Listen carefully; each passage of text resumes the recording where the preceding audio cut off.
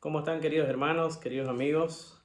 Seguimos en este ciclo de Iglesia en Cuarentena, seguimos en nuestros hogares y bueno, es un tiempo de recibir también la palabra de Dios muy importante para nosotros. Hemos empezado ahora con unos temas sobre las parábolas de Jesucristo y veíamos con nuestro hermano Fernando lo que era la higuera, que nos llevaba mucha bendición, ¿no?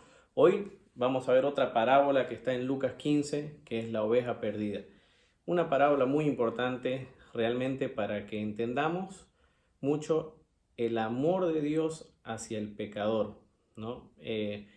A veces entendemos un poco irónicamente este amor de Dios cuando se trata del pecador. Creemos que Dios no ama al pecador y lo juzga.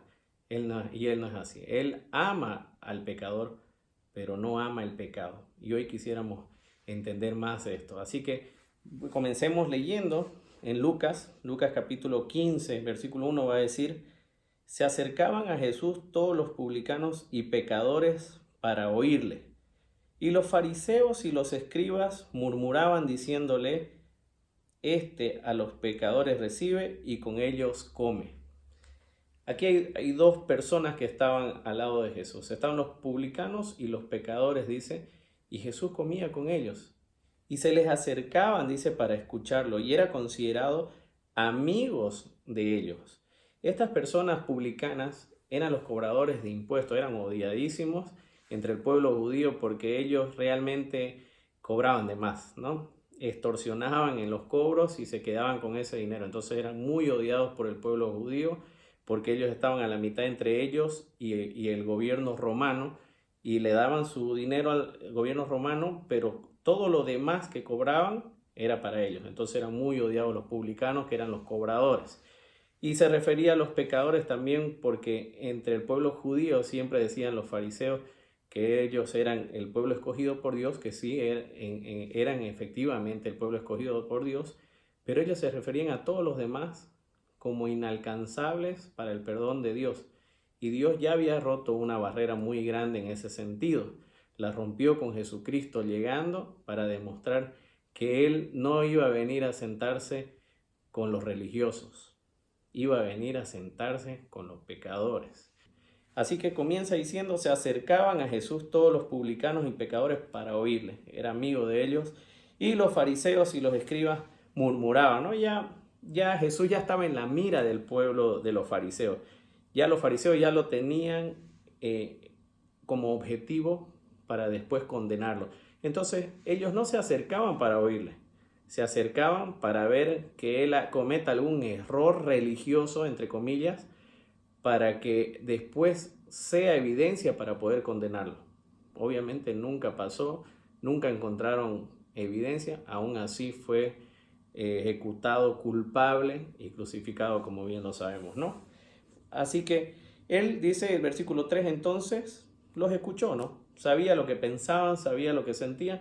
Entonces le dice algo. Él le refirió esta parábola diciendo así: ¿qué hombre de vosotros, teniendo 100 ovejas, si se pierde una de ellas, no deja las 99 en el desierto y va tras la que se perdió hasta encontrarla? Versículo 5 dice: y cuando la encuentra, la pone sobre sus hombros gozoso, y al llegar a casa reúne a sus amigos y vecinos diciéndoles: gozaos conmigo, porque he encontrado mi oveja que había perdido. Os digo que así habrá más gozo en el cielo por un pecador que se arrepiente que por 99 justos que no necesitan de arrepentimiento. De criar. El versículo 4 dice: ¿quién de ustedes hace esto por una oveja? Y va a ir un poquito más allá porque dice, esta frase es importante: hasta encontrarla. El pastor tenía ya en claro un objetivo. Él iba a dejar en resguardo a las 99, pero iba a ir tras una hasta encontrarla. No sabíamos, no sabían, no dice cuánto avanzó la oveja perdida, hacia dónde se fue. Entonces el pastor tenía que comenzar de cero a mirar hacia dónde ir, que quizás haya agarrado ese camino de esa oveja, y a seguirla. seguir sus pasos, ir tras lo que haya pasado. Imagínense los peligros que había, imagínense si se había que cruzar algún riachuelo, algunas piedras, desiertos, seguramente había muchos peligros. ¿Cuál es la condición de esta oveja? Vamos a analizar un poquito la oveja, ¿no? ¿Cuál era la condición? La primera condición es que la oveja tenía un dueño, era suya, dice. El pastor fue a buscarla como dueño, no era una persona ajena, no contrató a alguien más, no buscó un sirviente, no buscó un cazarrecompensa. Él directamente, dueño de esa oveja, va hacia la oveja que se había perdido. Yo me imagino, hermanos, qué difícil debe ser si alguien nos pusiera enfrente 100 ovejas y nosotros tratáramos de reconocer una por una, y si una se nos pierde, quizá ni supiéramos cómo saber cuál era, ¿no? Pero el pastor sí conoce a sus ovejas. La palabra va a decir que las ovejas escuchan la voz del pastor y lo reconocen. Y el pastor, al revés, conoce una a sus ovejas, porque las crió, porque son suyas, les pertenecen, son parte de su vida. Por eso él se puso una sola meta. Él no iba a salir sin regresar con esa oveja. Y es más, estaba dispuesto inclusive a encontrarla muerta y traerla de vuelta. Dice el versículo 4 que él salió hasta encontrarla. Una segunda condición que podemos ver de la oveja es que la oveja era valiosa.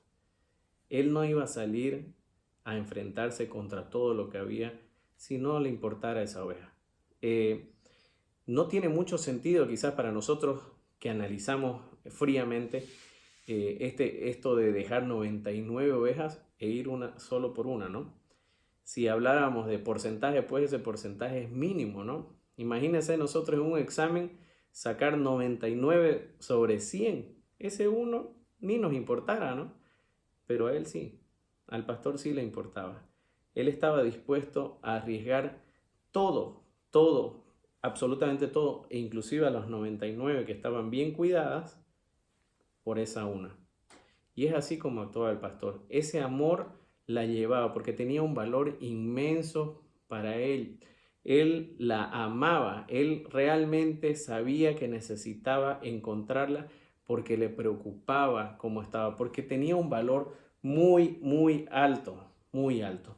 Este ejemplo es muy claro lo que hace Jesús con nosotros. Dios con nosotros nos ha dado un valor altísimo. Dio un valor tan alto que inclusive dio a su único hijo para morir por nosotros. Sabemos que murió en la cruz por nuestro pecado. Sabemos que lo hizo por amor a nosotros. Y ahora nos los muestra. Estaba dispuesto también a nosotros a buscarnos, a darnos un valor más alto del que nos pudimos haber imaginado jamás. Solo porque así es, su corazón lo lleva a cuidarnos y a buscarnos y a darnos un valor alto. Y ese valor alto fue hecho en esa cruz, fue muerto su único hijo por nosotros. No hay valor más alto que ese, no hay precio más alto que ese. Y él estuvo dispuesto a hacerlo por nosotros. Y así es como nos lo demuestra. Y Jesús estaba yendo por el mismo camino en el ejemplo, ¿no? Jesús, cuando les hablaba a los fariseos, les estaba diciendo, escuchen bien, Dios actúa así también con el pecador. Dios primero va y lo busca al pecador. Lo busca porque quiere encontrarlo, porque lo ama, porque sabe en qué condición está. Sabe que esa oveja es rebelde, sabe cómo le está yendo. Y sabe también que Él lo creó. Sabe Dios que creó a ese pecador. Lo creó. No creó a su pecado. No quiso que Él cometa pecado. Pero sí, como padre a hijo lo está buscando. Y cuando se lanza hasta encontrarlo, dice, agarra igual y le da un valor inmenso. Y está dispuesto a perdonarnos todos nuestros pecados. Porque esa obra perfecta la hizo Jesucristo para eso. Para reemplazar nuestro pecado con ese sacrificio. Así es cuanto nos ama Dios. No tenemos un valor bajo. No somos despreciables para Él. No somos un número más entre 100 ovejas. No somos alguien más en este planeta. Él sabe nuestra condición, sabe nuestro nombre, sabe lo que estamos viviendo en este momento, sabe las circunstancias que nos rodean, conoce a perfección nuestro hogar, conoce nuestra intimidad, conoce nuestro corazón. Él no nos conoce de lejos, nos conoce a profundidad y aún así está dispuesto a buscarnos y a perdonarnos. Aún así, Él quiere darnos un valor que quizás nosotros hemos perdido como personas. Quizás nosotros nos hemos desvalorizado.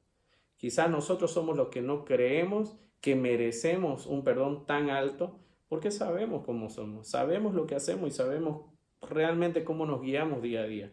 Estamos más alejados cada vez de Dios, concentrados en lo material, concentrados en lo económico, concentrados en otras cosas que no tienen nada que ver con Dios y nos olvidamos que fue Él el que nos regaló un día más de vida y nos regaló salud para seguir.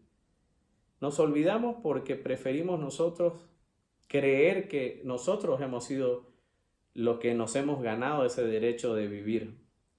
Creemos que nosotros nos hemos ganado el derecho de tener lo que tenemos en este momento. Necesitamos enfocarnos, necesitamos escuchar lo que Dios está diciendo a todo el planeta en este momento. Dios está llamándonos a gritos, pero Él no es un Dios que patea puertas, Él no es un Dios que sacude para que usted entienda. Él es un Dios de amor, Él es un Dios de consuelo, Él es un Dios de paz también. Y Él es un Dios que está hablando a su corazón hace muchos días ya. Y quizás somos nosotros tan tontos como esa oveja, que nuestra naturaleza simplemente nos aleja y nos aleja del lugar más seguro que es Dios. Dios le hace llegar a su celular mensajes diarios seguramente. Le hace llegar personas que le hablan de Dios por algún medio. No tenga duda que ese es Dios hablando. No tenga duda que cuando esta palabra se abre es Dios. Y Dios está hablando a su corazón. Conoce por nombre y apellido quién es usted. Conoce lo que usted está viviendo. Conoce lo que su familia está sufriendo y qué le falta, qué necesita. Pero solo dígame una cosa. Él no ha suplido sus necesidades, las necesidades realmente que usted tiene, porque no se olvide que a veces nosotros tenemos en mente otro tipo de necesidades que no son las verdaderas. Buscamos simplemente unos deseos que quisiéramos tener, pero lo que es comida, techo, vestimenta, ¿le ha faltado en este tiempo? Querido hermano, querido amigo, aquí hay tres personajes en esta parábola. Primero, los fariseos. Los fariseos van a representar a la iglesia religiosa. Dice en el último versículo que va a haber un gozo en el cielo por un pecador que se arrepiente, que por 99 justos que no necesitan de arrepentimiento. Esos justos, entre comillas, que no necesitan arrepentimiento, eran los fariseos, porque ellos creían eso. Para ellos estaba todo saldado con lo que ellos conocían y hacían, más que suficiente. Ni Dios mismo podía haber hecho algo más perfecto que lo que ellos hacían. Eso eran los justos y lo que según ellos no necesitaban arrepentimiento. Hay mucha iglesia religiosa en este momento también. Y ese es un llamado para nosotros como iglesia. No somos los llamados a juzgar a nadie. No somos los llamados a darle la espalda a alguien. Somos los llamados a entender lo que Dios está haciendo. No podemos caer en religión. Tenemos que mostrarle al mundo que hay una relación con Dios, no una religión. Hay otros personajes que son la oveja perdida, que viene a ser el pecador, como dicen, ¿no? El pecador, ¿por qué? Porque sí está alejado de Dios por ese pecado. Esa es una condición. La condición del pecador lo aleja de Dios. Lo separa, dice la palabra de Él. Porque Él no permite pecado. Él odia el pecado, pero ama al pecador. Y por eso quiere romper esa barrera. Y quiere agarrar su pecado y ponerlo sobre sus hombros y darle perdón. Usted solo tiene que arrepentirse. Porque dice que va a haber un gozo por un arrepentimiento de un pecador.